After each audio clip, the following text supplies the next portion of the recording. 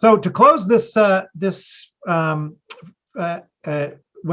we're going to put our hands in the soil. We're going to touch trees. We're going to come back to things that are very real and tangible. And I'd like to invite from Ghana, Mary Perpetua Kwakuyi, to join us. She leads an NGO in Ghana that plants trees and engages the community.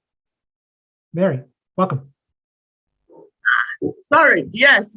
As David rightly said, I am coming from Ghana, Africa. And looking at the presentations that has been made so far, it's so interesting. Looking at the gaming, the scientific aspect, it's so interesting. But I am coming from a place where the grassroots issues are very, very real. They are so real that we have to dirty our hands. We have to get back to the soil and make sure that we mitigate the effects of climate change in the environment. So I'll just say that this project has been on for 3 years now with support from the United States Forest Services. And what we are trying to do is that urbanization pattern and processes has captivated the attention of planners in Africa, policymakers and environmentalists over the last few years as the world strives to meet the United Nations Sustainable Goals. Today, some 55% of the world's population live in cities, and this trend is expected to increase.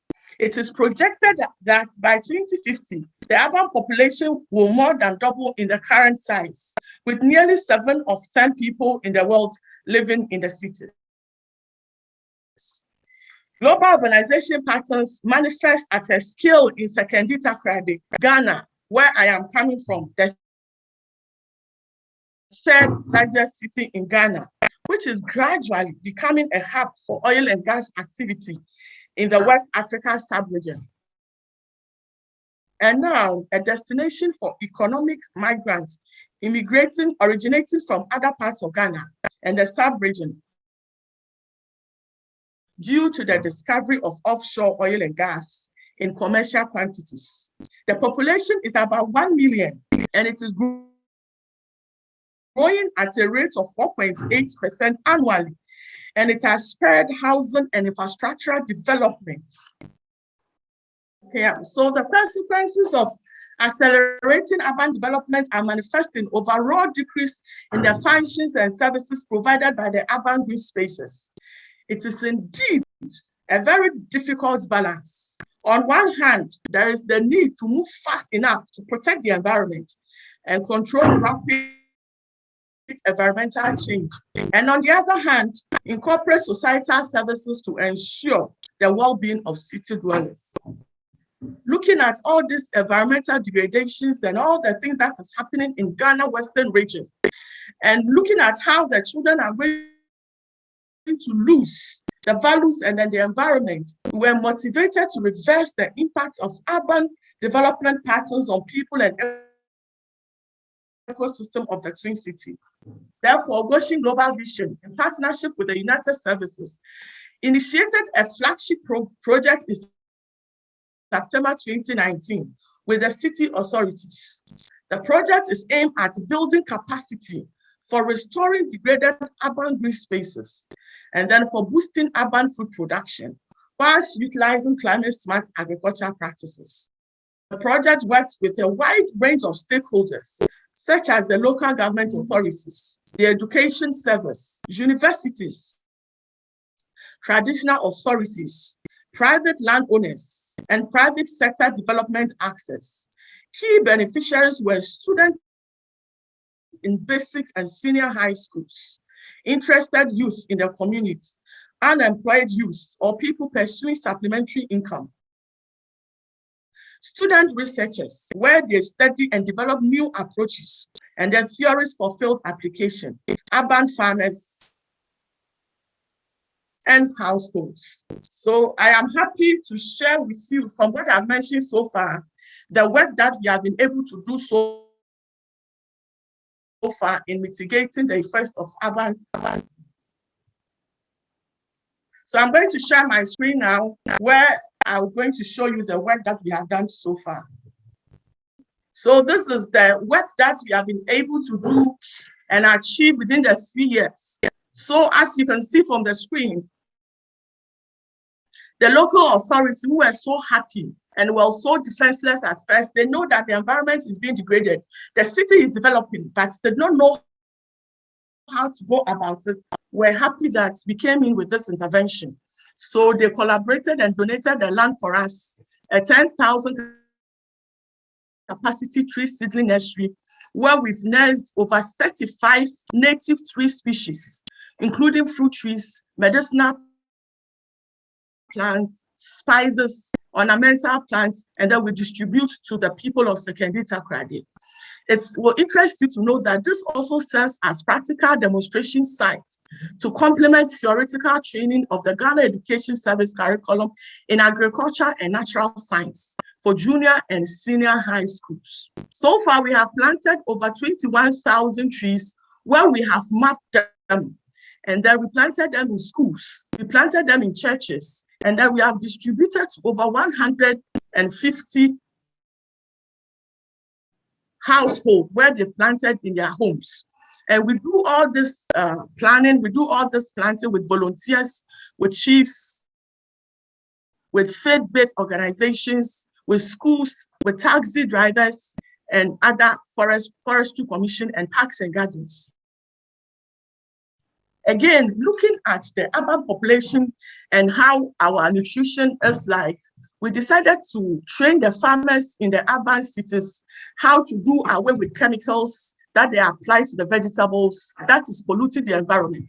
So we have established an integrated farmer field school where we have trained over 70 farmers how to be able to grow vegetables without chemicals by using the integrated pest management systems in collaboration with the University of Cape Coast.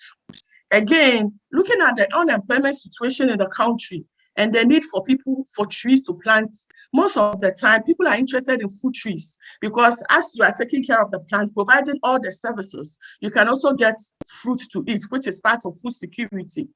So we have trained the youth and women in Sekendita Krade how to do fruit grafting and budding for all the various fruit trees you can think about. So they have used it as a way of employment and also to provide services to the urban population. Again, we have brought together all the actors that are involved in the vegetable production so that when the farmers are able to produce, then they can get these people to buy from them.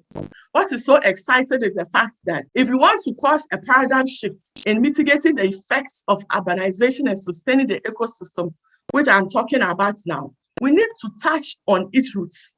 We conducted a problem tree analysis, and we realized that in an effort to transform the current state of degradation in our cities and towns and sustainable environment in Ghana and in Africa as a whole, then efforts will be wasted if this drive is not initiated from the formative years of the population to foster environmental stewardship among the children in a popular adage that we said, catch them young and they'll be yours. Against these premises, we have trained over 235 children in how to be able to do home gardening in vegetables.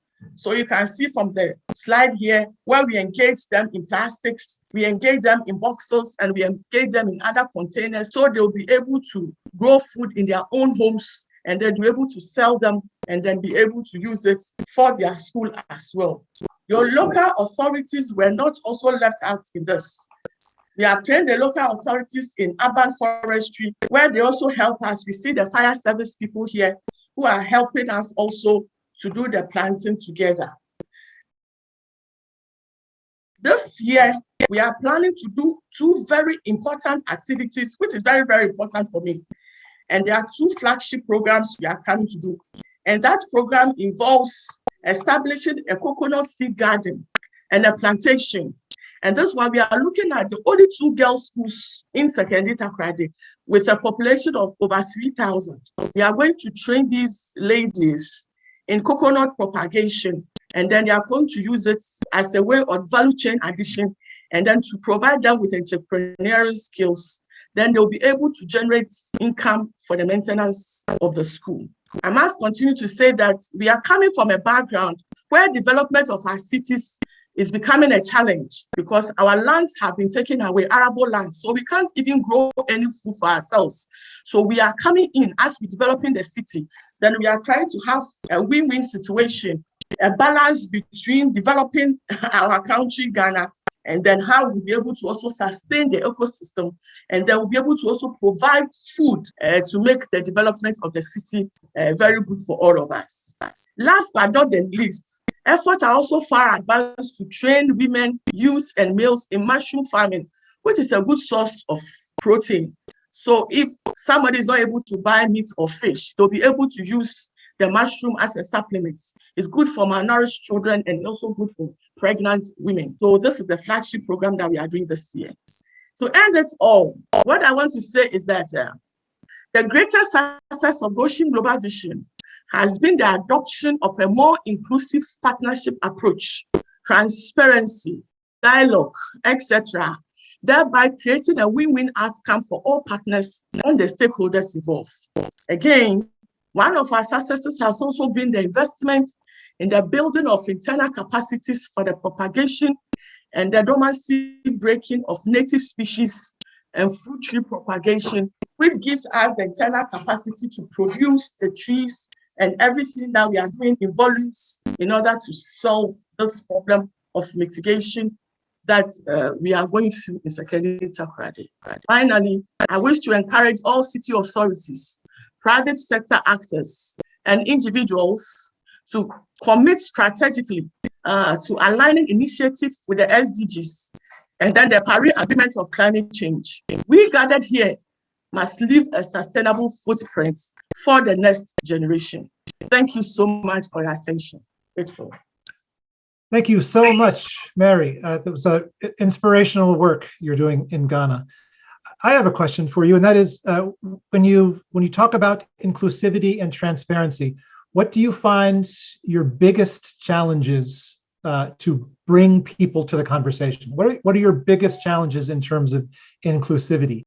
So what the issue for now, I can say, yesterday I was talking to Lisa in a Zoom that the issue of climate change and the need to plant trees in our country is so real. We are now faced with it.